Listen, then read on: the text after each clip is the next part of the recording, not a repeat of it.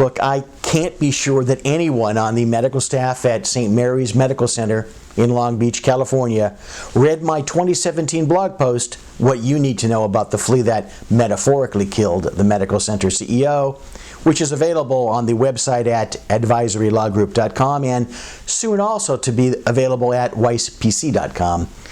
But they appear to have followed the exact same strategy in an attempt to eject a hospital CEO, Carolyn Caldwell, in whose leadership ability they have no confidence. In that 2017 post, I recounted the story of the no confidence action by no more than 37 medical staff members that brought down the CEO of Ohio State University's Wexner Medical Center, Sheldon Retchin, MD. I analogize the action of the few handfuls of physicians to guerrilla warfare as described in the seminal work by Robert Tabor, The War of the Flea. Tabor wrote about how a small band of guerrilla fighters could emerge victorious in a conflict with a larger, well-organized enemy. He wrote, analogically, the guerrilla fights the war of the flea, and his enemy suffers the dog's disadvantages. Too much to defend, too small, ubiquitous, and agile an enemy to come to grips with.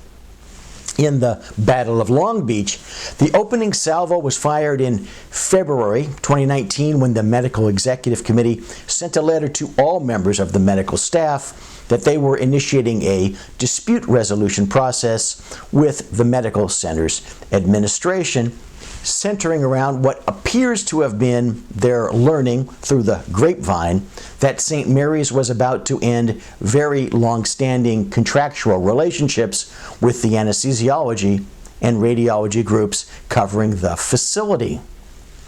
In that letter, which was dated February 6, 2019, the MEC stated their contentions that the administration had violated both Joint Commission requirements and California law pertaining to a medical staff's rights of self-governance. One, by refusing to discuss with medical staff leaders who will be providing contracted clinical services. Two, by initiating steps to terminate existing clinical services contracts and to award alternative contracts in retaliation for medical staff leaders' advocacy for improved patient protection and peer review policies. And three, by taking steps to terminate contractual arrangements with the Vice Chief of Staff so as to interfere with the medical staff's right to select its own leadership. Although it's unclear what, if anything, happened to the radiology group providing services at St. Mary's, the hospital initially granted an extension to the current anesthesia group, Long Beach Anesthesiology, which had held the contract since the 1990s.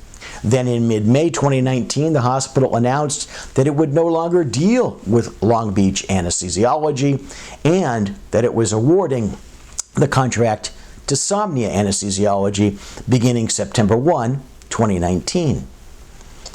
The warm war then became hot, with the MEC calling a meeting of the full medical staff on May 21st, at which there were no votes in favor of CEO Carolyn Caldwell's leadership abilities. 58 physicians added their names to the no confidence letter delivered to the hospital, with others, according to the Chief of Staff, afraid to sign on publicly due to fear of retaliation from the administration. Common Spirit, the system that runs St. Mary's, has refused to cave in to what is essentially the medical staff's demand that Ms. Caldwell be terminated. It appears as if the anesthesia contract will indeed shift to Somnia. So what does this mean for your organization and for you personally?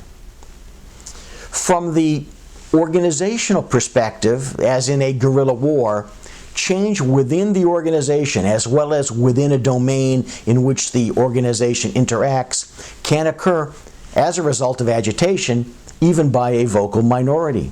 Just as no vote was required for a dictator like Castro to take over Cuba, no medical staff vote, no survey by Press Ganey, no long and drawn-out process among stakeholders is required to topple the status quo. What you think is permanent is only temporary. How temporary is the question. What you do and how you do it within your organization and how you project it to essential third parties, for example, hospital-based medical group to hospital, is all important in maintaining relationships, contracts, and even existence. That's the Flea collar. And just the same, from the perspective of the individual, the small, the outgroup, the flea, a steadfast, vocal, and somewhat intransigent minority can kill the dog. The large group can be made irrelevant. The hospital CEO can be forced out. The small organization can ingest the larger. Yes, the dog bites back. No win is guaranteed. In the Ohio State Dr. Retchin situation, just 3 letters signed by, at the most, 3% of the medical staff were able to unseat the king. Chalk up 1 for the Flea. Many say that the world is a tough place. Maybe it is. Maybe it's not just dog eat dog. In Dr. Retchin's and Wexner's world, it's Flea kills dog as well. In the St. Mary's situation, it appears as if 100% of the medical staff wants to unseat the Queen, but the administration pushed back and then refused to budge. Chalk up 1 for the dog, at least for now. But in reality, only time will tell.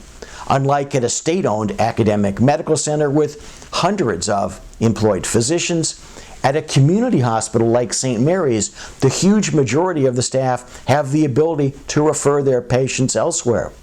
Ms. Caldwell may indeed remain queen, but perhaps as the queen of a ghost ship.